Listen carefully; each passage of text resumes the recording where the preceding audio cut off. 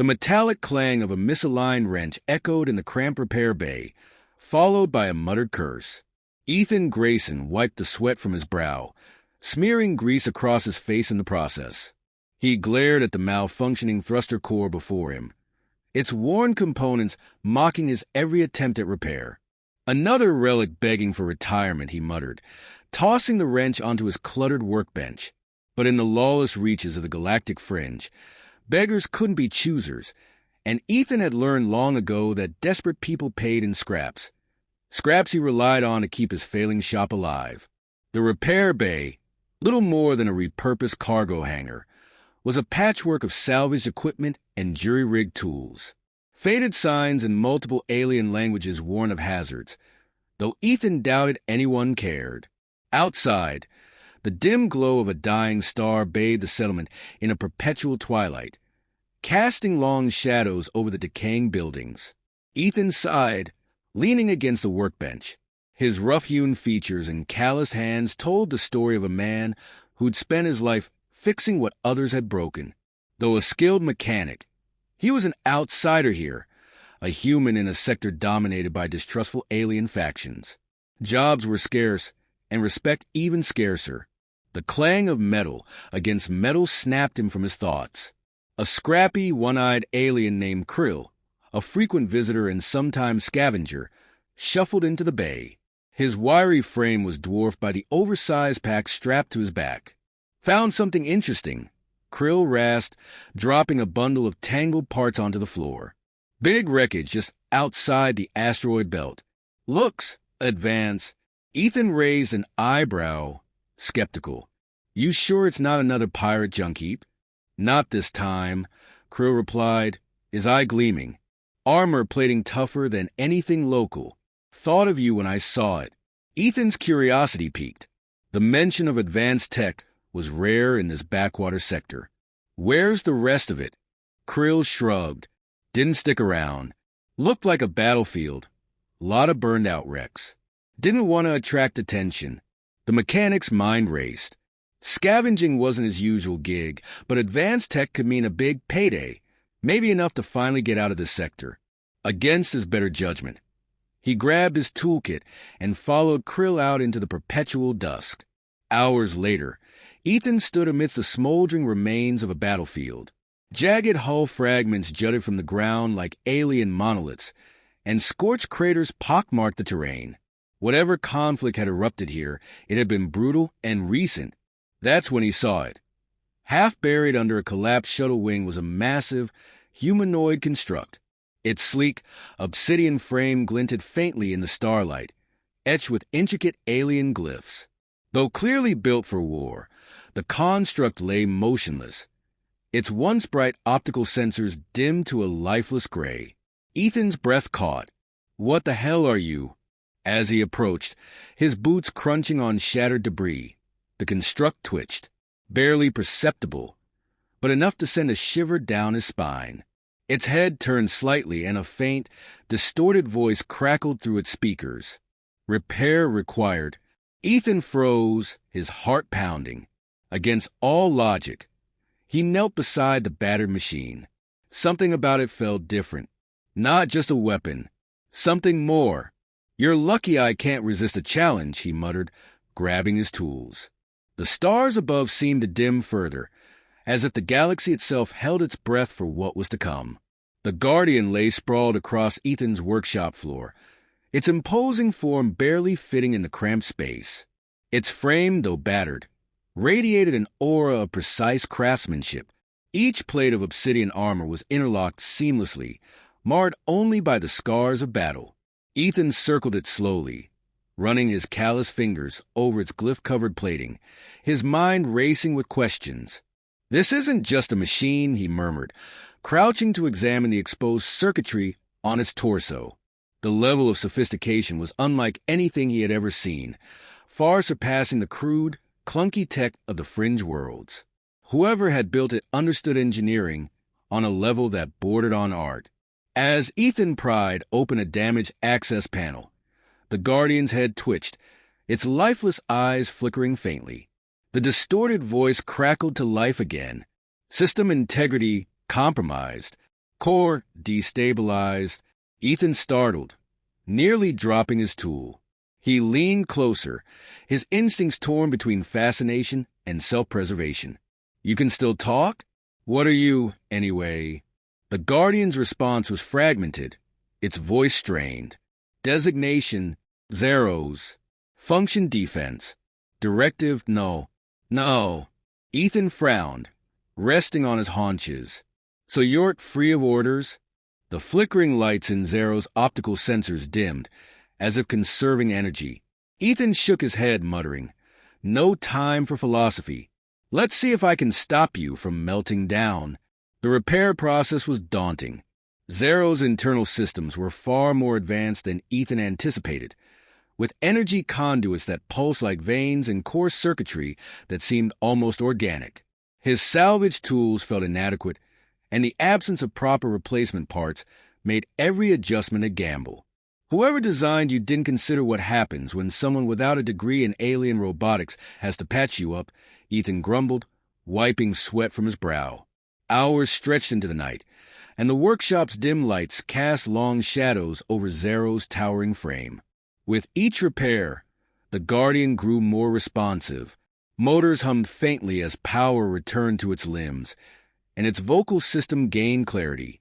"You repair with precision," Zero stated, his tone now smoother but still mechanical. Ethan chuckled bitterly. "I don't have much choice, do I? You're either going to wake up fully functional or explode, and take me with you."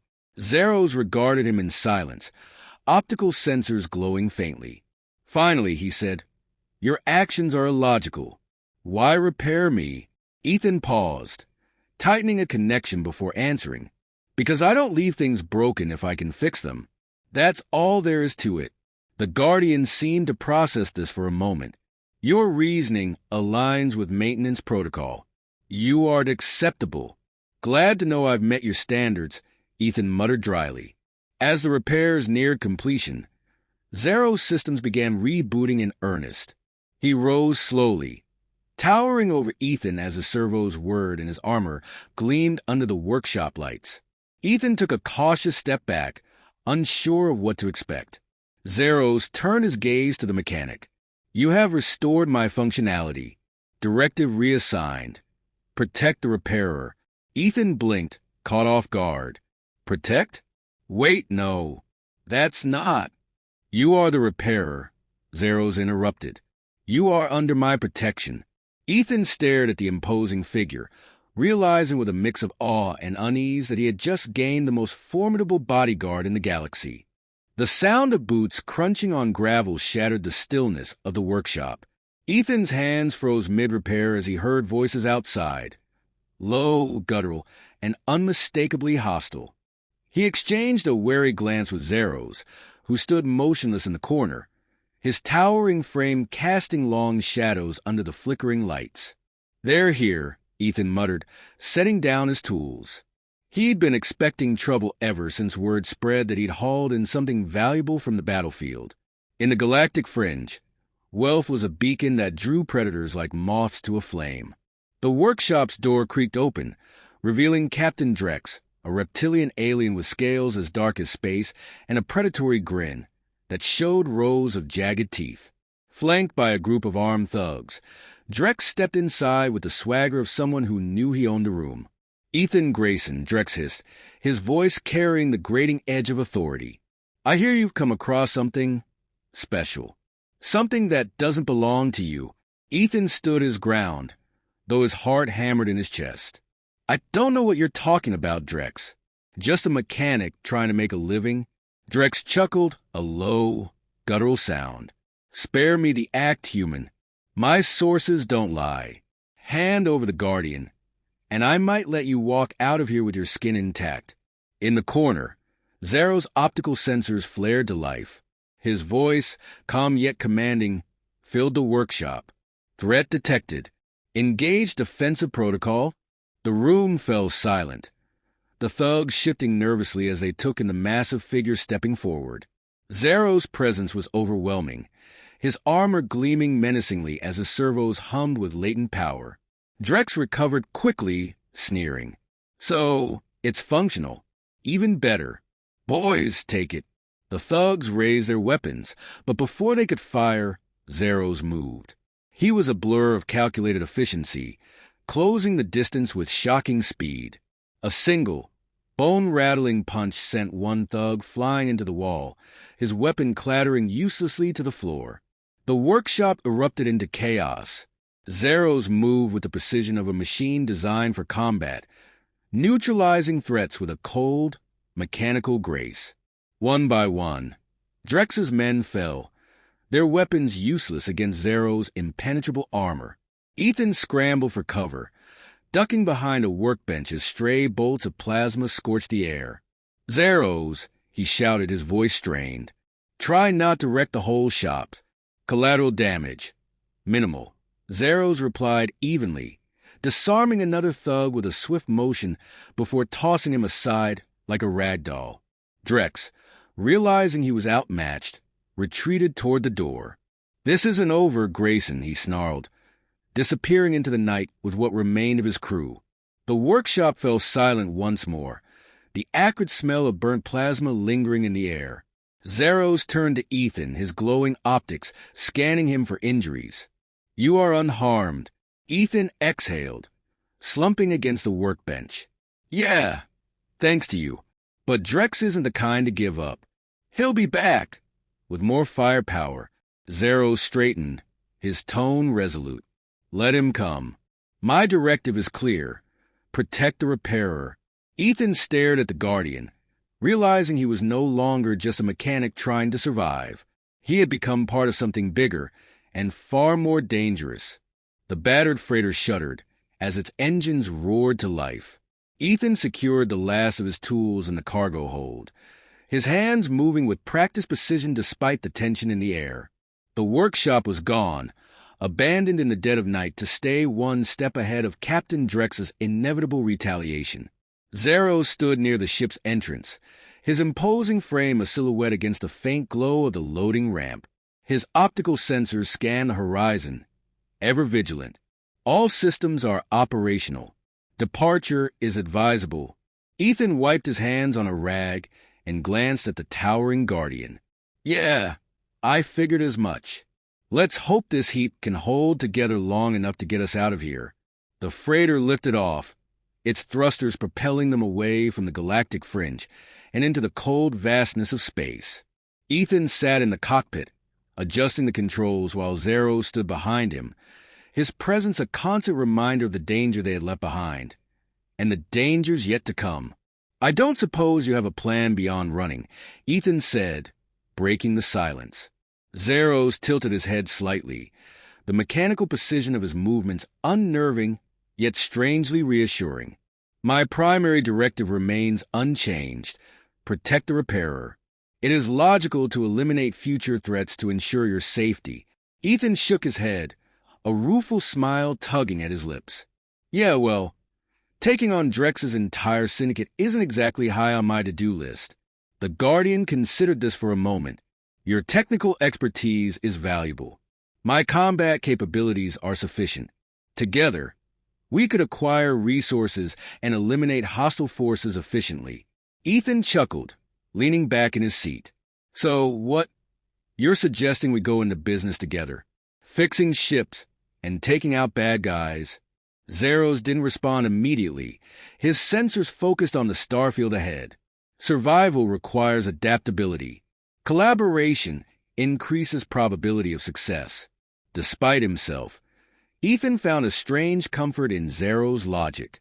The Guardian's unwavering loyalty was unlike anything he had experienced before, a stark contrast to the distrust and hostility he had faced on the fringe worlds. Their first test came sooner than expected. A distress signal crackled through the freighter's comms, accompanied by a garbled plea for help. "This is Colony Station Vega 9, under attack. Need assistance." Ethan hesitated, his hands hovering over the controls. "We're barely staying ahead of trouble as it is," he muttered. "Analysis indicates low risk," Zero said, his tone matter-of-fact. "Intervention aligns with ethical parameters." Ethan sighed, shaking his head. "Fine. Let's see what we're dealing with." The freighter descended toward the station, where a group of pirates were laying siege. Zeros deployed swiftly, moving with lethal efficiency as he dismantled the attackers. Ethan provided technical support, overriding the pirate systems and coordinating with the panicked colonists. When the dust settled, the colonists showered them with gratitude, offering supplies and repairs in exchange for their heroism. As the freighter prepared to depart, Ethan leaned against the cockpit console, glancing at Zeros. "You know," he said, a hint of a smile on his lips, "this might just work." Zero's optics glowed steadily. Acknowledged. Directive expanded. Ensure survival of repairer and operational success of joint endeavors. Ethan laughed, shaking his head. For the first time in years, he felt a sense of purpose. A partnership forged in necessity, tempered by trust and destined for the unknown. As the freighter jumped into hyperspace, the stars streaked past them, and Ethan couldn't help but feel that, for better or worse, this was just the beginning. The freighter glided through hyperspace, its engines humming a steady rhythm. Ethan leaned against the viewport, staring at the swirling stars. "You know, Zeros," he said quietly, "I never thought I'd leave that scrapyard, let alone have a giant war machine as my partner." Zeros stood nearby, his optics glowing softly. Circumstances evolve. Survival demands adaptation. Ethan chuckled. "Yeah, but maybe this time it's not just survival. Maybe we actually make a difference." Zeros paused, then nodded, acknowledged. The stars stretched endlessly before them, a galaxy of challenges awaiting. Together, they stepped into the unknown, ready for whatever lay ahead.